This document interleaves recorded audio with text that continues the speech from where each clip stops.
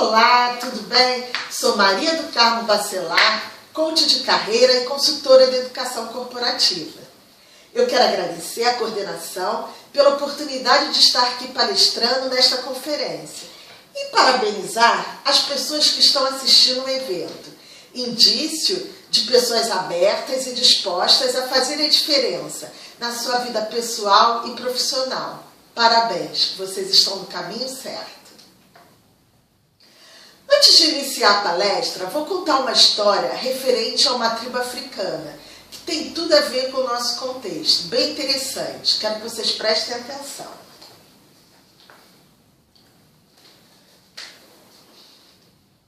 Há uma tribo africana que tem um costume muito bonito. Quando alguém faz algo prejudicial e errado, eles levam a pessoa para o centro da aldeia e toda a tribo vem e o rodeia. Durante 2 dias, eles vão dizer ao homem todas as coisas boas que ele fez. A tribo acredita que cada ser humano vem ao mundo como ser bom, cada um de nós desejando segurança, amor, paz e felicidade. Olha que bacana. Mas, às vezes, na busca dessas coisas, as pessoas cometem erros. A comunidade enxerga aqueles erros como um grito de socorro. Eles se unem, então, para reerguê-lo, para reconectá-lo com a sua verdadeira natureza, para lembrá-lo quem ele realmente é, até que ele se lembre totalmente da verdade da qual tinha se desconectado. Eu sou bom. E a partir daí ele se cumprimenta com as seguintes expressões: Sayabona, que quer dizer eu te respeito, eu te valorizo.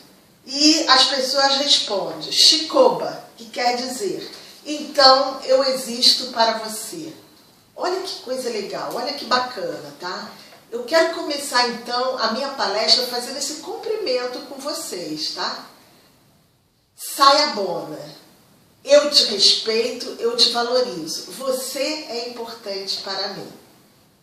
Pois, por que eu botei essa historinha? Porque nós crescemos e evoluímos enquanto pessoas através do outro, através do relacionamento interpessoal. Então, lidar com pessoas ditas difíceis também é importante, faz parte do nosso crescimento. Imagine se todas as pessoas fossem iguais. Não ia ter graça, não é mesmo? Vamos começar.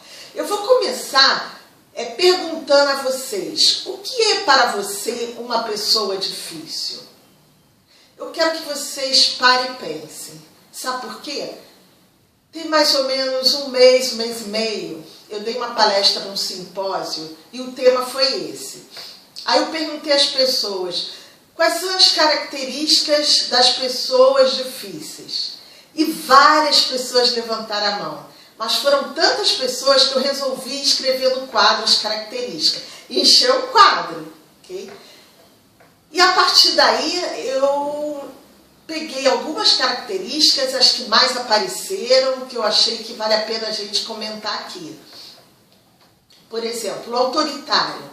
O autoritário é aquela pessoa que quer impor, que quer falar com autoridade, com todo o poder que ele tem, tentando mostrar que ele é melhor do que os outros. O autoritário, gente, nada mais é do que aquela pessoa insegura.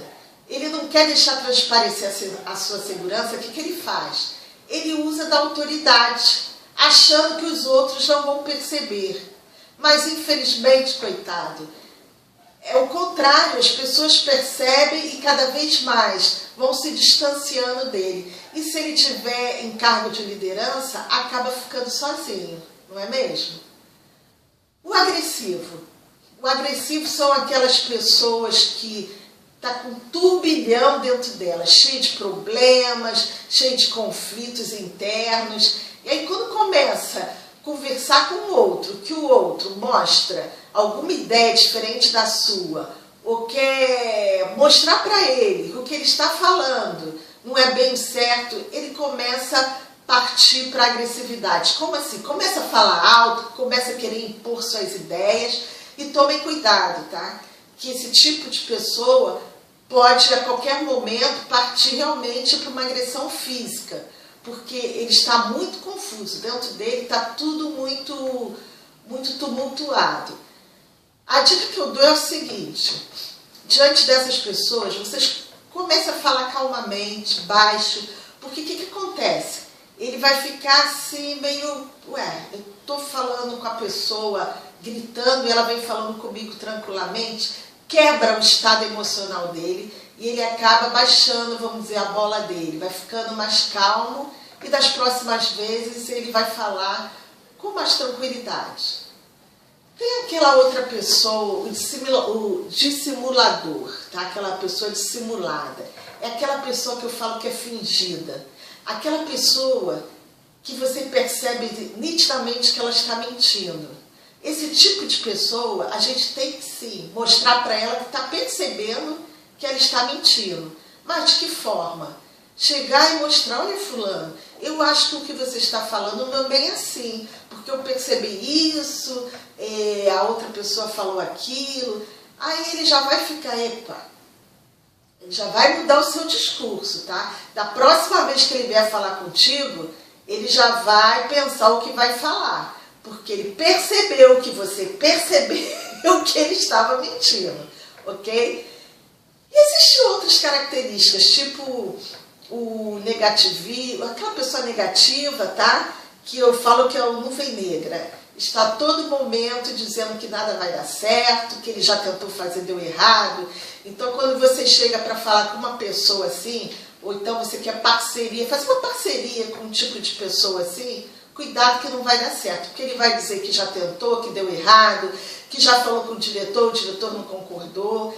E se você não tiver um equilíbrio emocional muito grande, você acaba embarcando no negativismo dele. Então, tome cuidado. Ok? Eu escolhi esses 4, acho que dá uma visão geral de algumas características que as pessoas dizem ser difíceis. Eu pergunto para vocês, e você? Você é uma pessoa difícil? Porque é tão fácil a gente apontar as características de pessoas difíceis. A gente, como eu falei, no simpósio apareceram muitas. E será que nós não temos essas características? Será que às vezes nós não somos negativistas? Será que às vezes nós não somos dissimulados? Será que às vezes nós não somos agressivos? E outras características mais? Pense nisso. E para a gente resolver essa situação, tá? Para a gente ver se realmente nós não temos essas características, a gente tem que passar pelo autoconhecimento, não tem jeito, tá?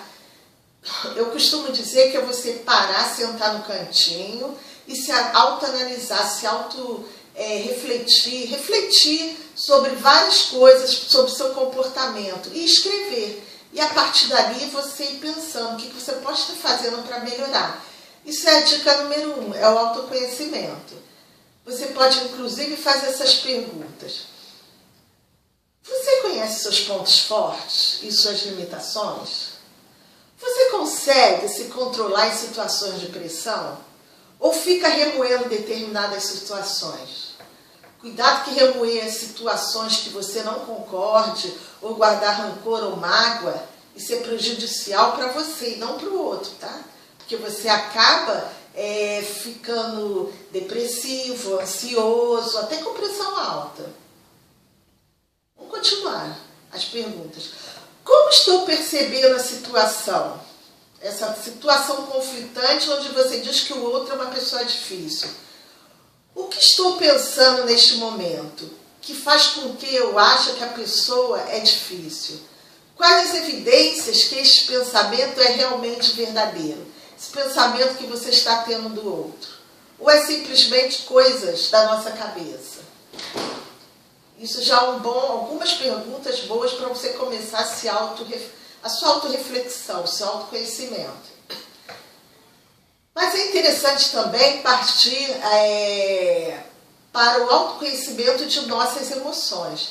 Aí eu vou citar aqui como você lida com essas emoções. A felicidade, a tristeza, o medo, a surpresa, a raiva, o nojo, que eu acredito que o medo e a raiva são os que mais prejudicam, de certa forma, o nosso relacionamento interpessoal, não é mesmo?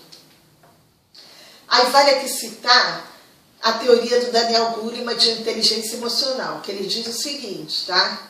Inteligência emocional é a capacidade de reconhecer os próprios sentimentos e o dos outros, assim como a capacidade de lidar com eles.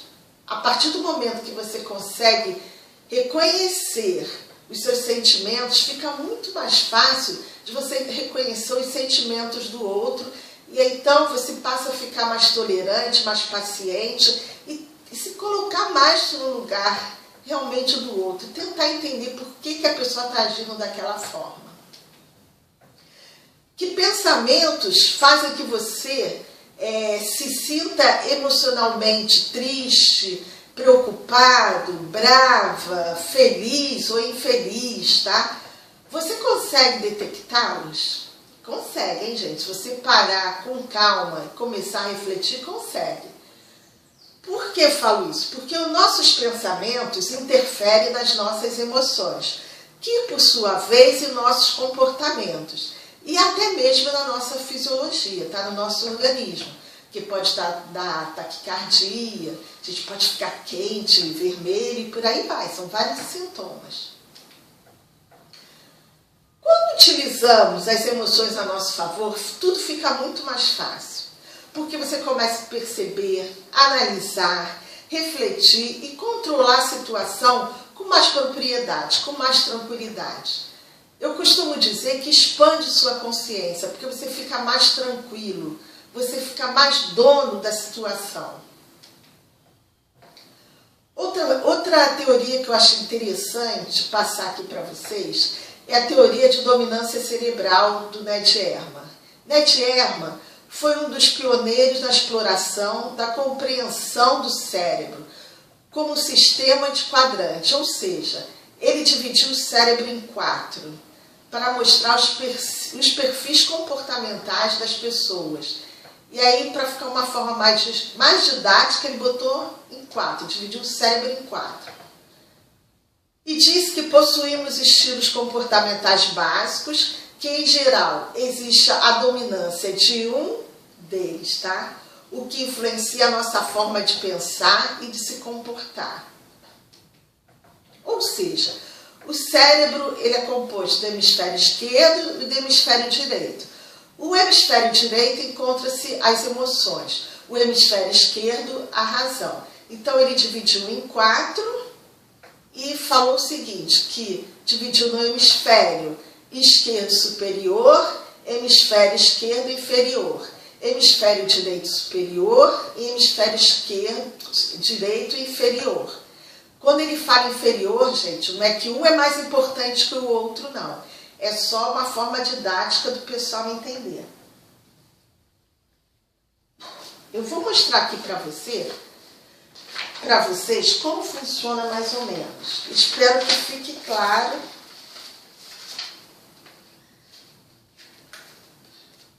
Vamos lá. Imagino que aqui é um cérebro, tá? Aqui é o lado esquerdo e o lado direito. Ele dividiu em 4.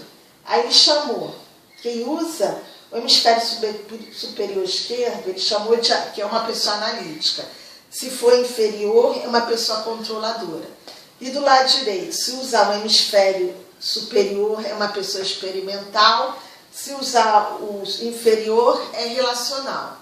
E ele cita o seguinte, comenta que as pessoas analíticas que usam o hemisfério esquerdo superior são as pessoas mais objetivas. Não gostam muito de blá blá blá, não, vão direto ao assunto. Gostam de dados e fatos, tá? Tem um raciocínio lógico muito grande, é pessoa concreta, gosta do preto e no branco, gosta de trabalhar sozinho. E tem são muito analistas, adoram analisar relatórios. E o controlador? São aquelas pessoas mais organizadas, gostam de se planejar, são mais tradicionais, são mais metódicos e detalhistas. Experimental, agora vamos para o lado direito. São as pessoas que gostam de vender ideias, gostam de mudanças, são pessoas que gostam de correr riscos, são intuitivos, vê o quadro global. Eu quero dizer aqui com o quadro global o seguinte, que as pessoas do lado direito são aquelas pessoas que costumam ver a floresta, tá? Quando você vai dar algum projeto para eles, ele vê logo todo, já vai imaginando como que vai ficar o projeto. E as pessoas do lado esquerdo já veem a árvore, cada árvore da floresta, ou seja, são aquelas pessoas que quando você dá um projeto para eles, ele vai ter que planejar passo a passo até chegar ao resultado final. Agora vamos ver o relacional. São aquelas pessoas que gostam de expressar ideias, trabalhar em equipe, são pessoas de fácil relacionamento interpessoal, comunicativo e muito sentimental. Eu quero esclarecer aqui que usamos os dois lados do cérebro, que os quatro perfis são altamente importantes, um complementa o outro. A todo momento a gente transita por um ou por outro, tá? Mas, segundo Ned Wierman, tem um que domina o nosso comportamento. E eu quero dar um exemplo legal para vocês pensarem. Vamos supor que o pessoal que usa mais o hemisfério direito seja convidado para participar de uma reunião com o pessoal mais analítico e mais controlador, do hemisfério esquerdo. Eu digo o seguinte, quando vocês forem participar de uma reunião dessa, pessoal mais relacional, mais experimental, tem que ir com dados, fatos, gráficos e relatórios em mãos, porque eu sei que esse perfil gosta muito de falar, gosta de vender suas ideias, de demonstrar falando, tá? E esse pessoal aqui, os analíticos, os controladores, não, eles gostam de dados e fatos.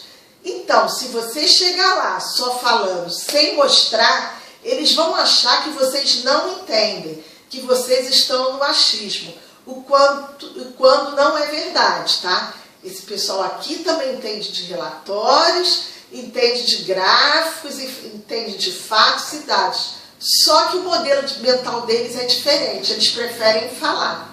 E a mesma coisa, quando os analíticos e os controladores foram conversar com o experimental e o relacional, procure também falar mais, não só ficar mostrando dados e fatos, senão a conversa para eles vai se tornar enfadonha, ok? Entenderam como funciona?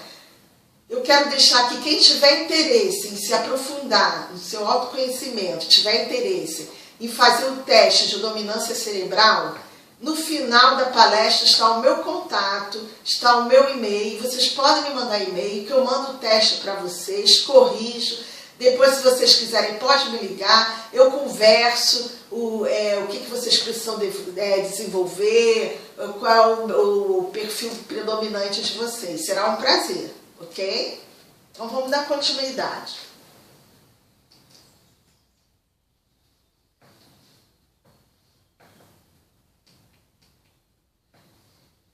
Existem também, gente, outras ferramentas para análise de perfil. Eu trouxe essas por causa do tempo, é mais curto, tá? Existe o DISC, inclusive eu tenho uma capacitação em DISC, que é bem mais aprofundado e é bem bacana também essa ferramenta. Existem os testes psicológicos que os psicólogos costumam aplicar, também é interessante. E existe o processo de coaching, também uma metodologia muito bacana, tá, de autoconhecimento. Ela trabalha com foco, resultado, melhoria contínua. É focação, resultado e melhoria contínua, tá? É um processo estruturado que faz com que você chegue ao seu objetivo final de uma forma mais assertiva e bem mais rápido. Okay? Outra pergunta que eu quero fazer para vocês. Como anda a sua comunicação? Porque o modo como nos comunicamos com os outros e com nós mesmos determina a qualidade de nossas vidas. Logo, a nossa comunicação tem que estar redondinha, para a gente estar se relacionando com a via de mão dupla com o outro, tá? Eu vou relembrar aqui os elementos da comunicação. O emissor, mensagem e receptor. O emissor é aquela pessoa que vai passar para o outro suas ideias, seus sentimentos e seus conceitos.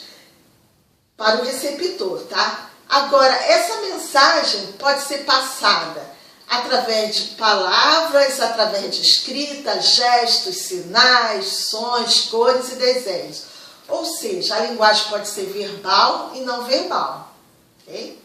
Inclusive, existem pesquisas que falam que numa comunicação, 55% da comunicação não verbal, 7% é verbal e 38% é entoação vocal. Logo, a gente tem que concluir que o corpo fala. Como assim? Vou dar um exemplo. Vamos que você está conversando com uma pessoa, aí você chega na sala e fala assim, olá, tudo bem? Hoje eu estou tão feliz. E você, está feliz hoje? Aí o outro fala assim, não, estou muito feliz também. Essa expressão condiz com o que a pessoa falou? É disso que eu estou falando. Vocês têm que ter esse feeling para perceber se as palavras que as pessoas estão falando condiz com o que ela está demonstrando, ok? Porque o corpo fala e muito. Pensem nisso. A dica número 2. E como andam suas habilidades interativas? Que é a habilidade de percepção, escutativa e empatia. O que seria percepção? A percepção consiste na organização e interpretação dos estímulos que recebemos através dos sentidos. Ou seja, nós percebemos o mundo através dos 5 sentidos, o que está à nossa volta. Visão, audição, tato, paladar, olfato. Tá? E esses estímulos são seletistas, tá? A gente seleciona de acordo com os nossos valores e nossas crenças. Vou dar um exemplo. Vocês estão vendo aqui a Maria do Carmo, o papel que eu estou desempenhando aqui. Eu estou desempenhando um papel de desenvolvimento de competências, de desenvolvimento humano, ok? Mas eu sou muito mais que isso. A Maria do Carmo, ela carrega com ela as experiências pessoais, meu histórico familiar, meus sentimentos, emoções, crenças, valores, traumas, medos e culpas.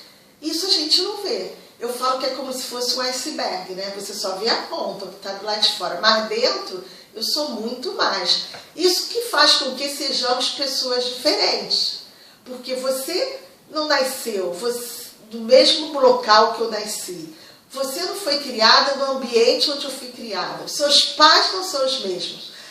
Não os mesmos dos meus. As crenças e valores que te passaram não foram as mesmas. Logo, somos seres únicos. Gente. Pensamos e agimos de forma diferente, de acordo com nossas crenças, valores, por aí vai.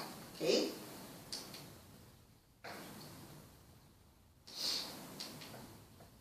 E a nossa escutativa, como anda? Você está realmente ouvindo ou você simplesmente está, as pessoas estão falando, entra por aqui, sai por aqui? Por que eu falo isso? Às vezes eu sou convidada para participar de reuniões e aí quando chega a hora da reunião, eu entro na sala da pessoa e a pessoa está lá no laptop e está falando, pode falar que eu estou prestando atenção. Não está, né, gente? Pelo amor de Deus, aí o que eu faço? Quando acontece isso, eu falo, vamos fazer o seguinte, quando você terminar, me chama. Isso é uma ótima dica, porque a pessoa fica constrangida e num instantinho para o que está fazendo e te dá atenção. Mas aquela atenção, a escutativa que eu falo, é aquela escuta que costuma ouvir com os ouvidos, com os olhos e com o coração. Para você realmente perceber o que o outro está querendo dizer. Okay? E a empatia? Empatia seria isso, é você se colocar no lugar do outro. Você realmente perceber lá no fundo, na sua essência, o que o outro quer dizer. O que o outro realmente está querendo transmitir. Eu acho também, não acredito, que isso é de fundamental importância na comunicação. É você, em primeiro lugar, tentar perceber o que o outro quer falar realmente, mas da seguinte forma, com os olhos dos outros, com a percepção do outro, tá? Porque o olhar do outro é diferente do seu, ok? Não esqueçam disso. Quando a gente começa a ter esse olhar diferenciado, a comunicação fica muito melhor e a gente vai parar de rotular as pessoas de difíceis, certo? Então, o que é uma comunicação? comunicação assertiva?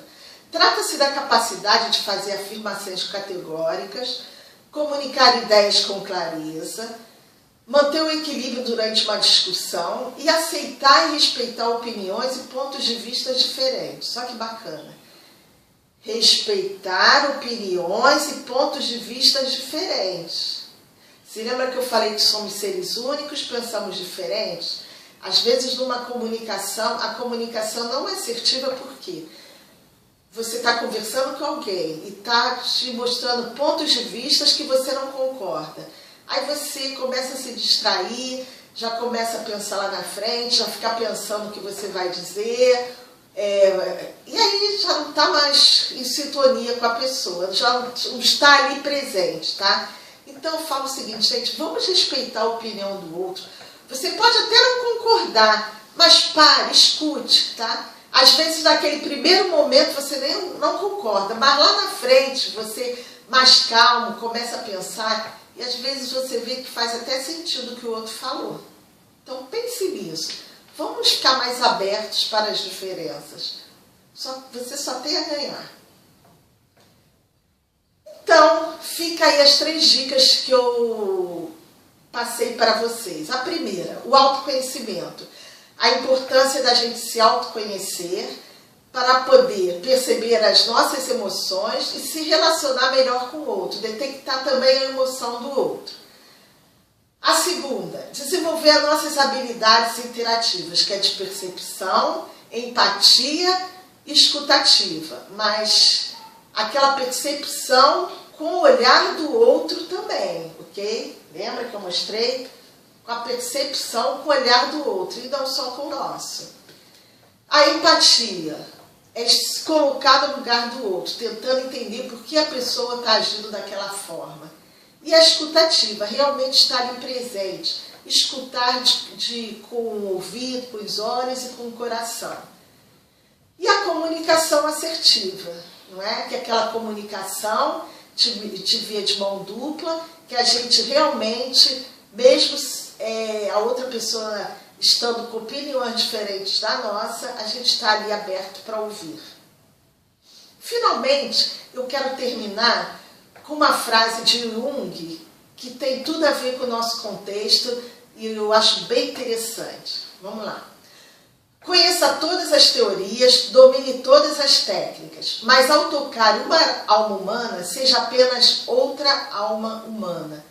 Ou seja, gente, somos todos iguais. Às vezes, esses conflitos ocorrem porque estamos com níveis de maturidade diferentes. Às vezes, são cargos diferentes, mas no fundo somos todos iguais. Todos sentimos as mesmas coisas, todos somos humanos. Pense nisso.